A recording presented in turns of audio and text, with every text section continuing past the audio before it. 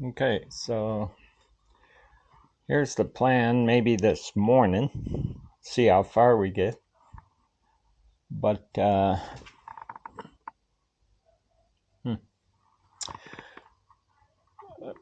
on the internet modded his SMLRO, and he put a larger brake caliber up front. Didn't do that on the back, but yeah, front's more important. Not caliper, larger brake disc on the front, not caliper. And he said that helped out with front braking. It'll definitely help out with cooling. And I hope it helps out with braking.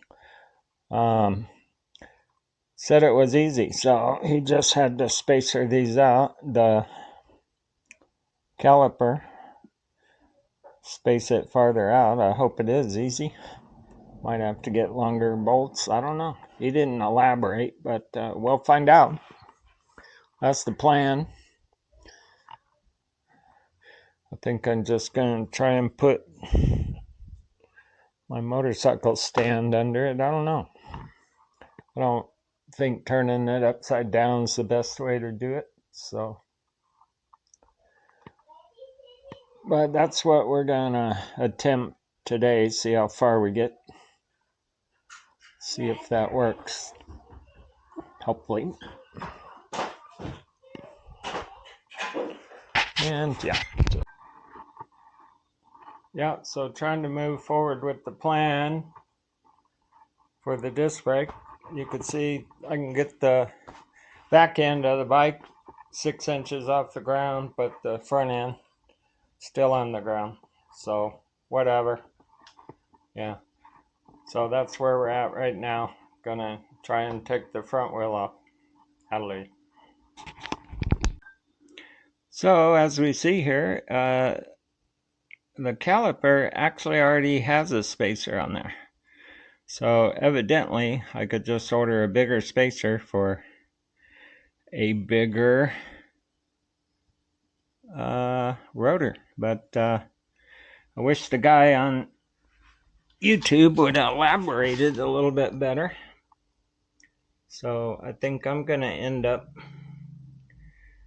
just using washers to space that out and see what happens, I guess. So that's the old disc and the new size. So that spacer on there says 180. And so I'll have to buy a spacer that says 203, right? Yeah. And then I'll replace the washers with the spacer. So, guys, if you're going to do a similar mod, they have caliper spacers.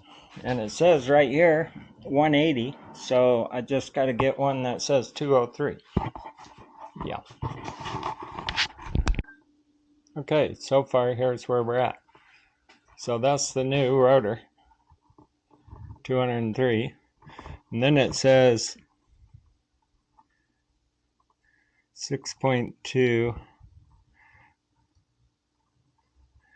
Anyway, this rotor is thinner than this rotor. So hopefully that's not going to be an issue. It means that one will dissipate heat better, this one. But, it could also, depending on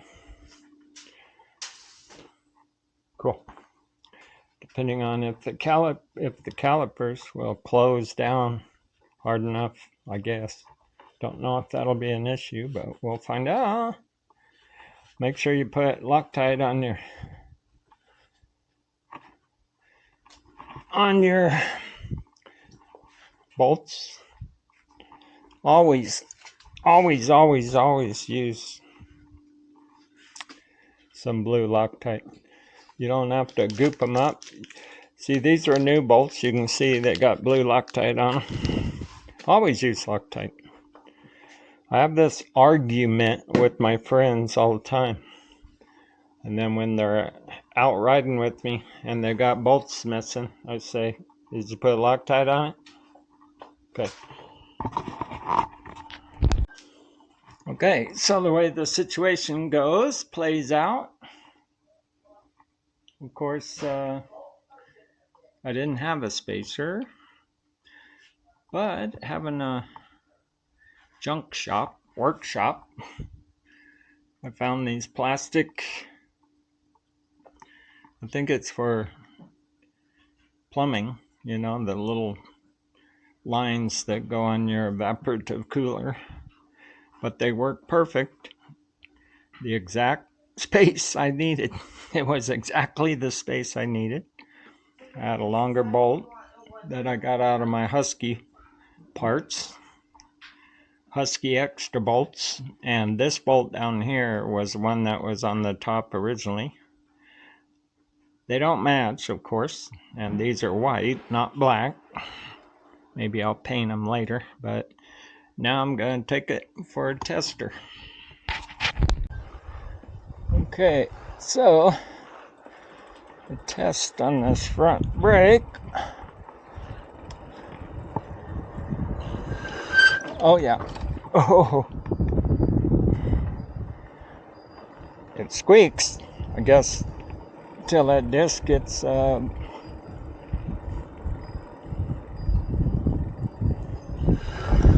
yeah, wow. Well, that improved the braking a lot.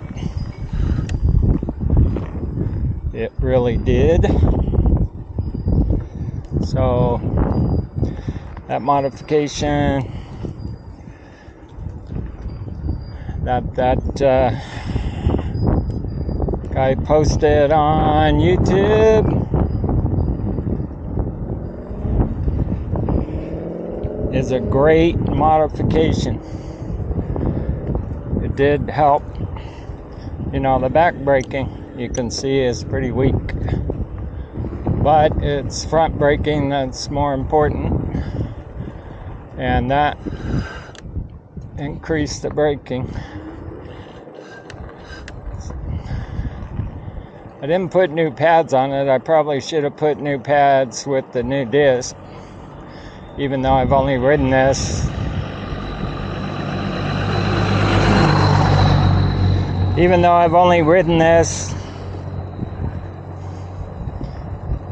four or five times. You know, I've got new pads for it because I was hoping to find some aftermarket pads that would be better than the DY Island pads, you know, a different compound or something. But you know, that made these brakes yeah, lots gooder.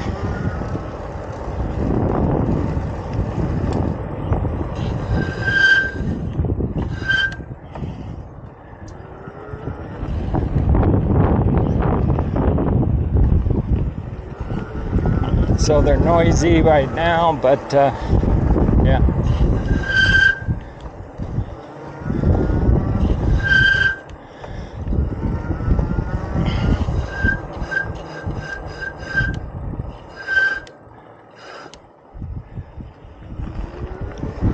I don't know if new pads would have made a difference.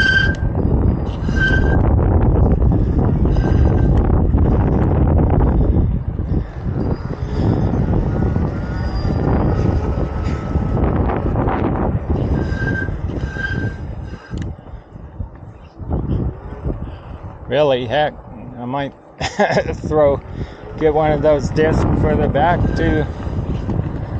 I would give this thing, definitely isn't like my real mountain bike, you know, but a ton better. That's lots gooder. So I wish it didn't squeak, but maybe it'll stop. Wow, that's great. Okay, so when you do this disc mod, I think just a minute ago when I was playing the video, it was squeaking. That's because the caliper wasn't straight on the disc, so it was a little bit sideways. There's some play, side-to-side play in the caliper, so you can get it actually grabbing the disc a little crooked. And so standing above it and looking down, you know, I could see that, and so I straightened it out. It still has, you know, a rubbing, kind of a rubbing sound, but that's what it had before with the other brakes, but it's not making that harsh like it was a little bit, but not as bad.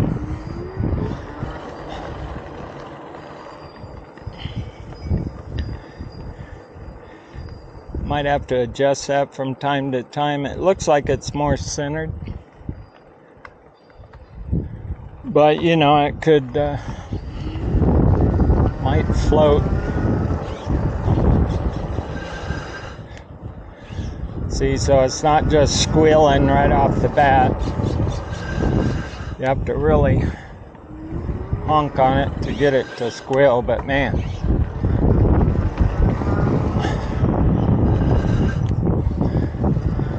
now I actually got a brake that works. I'm really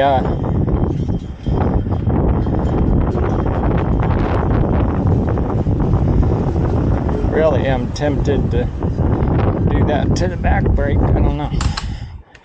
Have to see. So, wow, I was in the house making this video for the internet and listening to myself talk.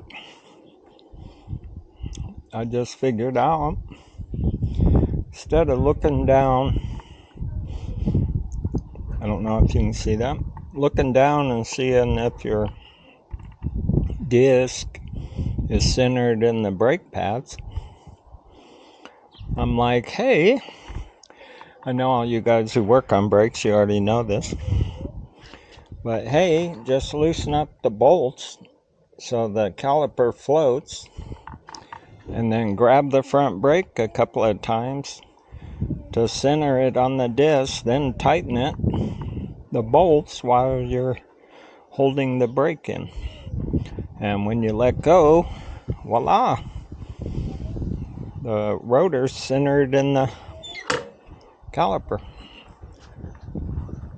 Took me a minute to figure that out, huh?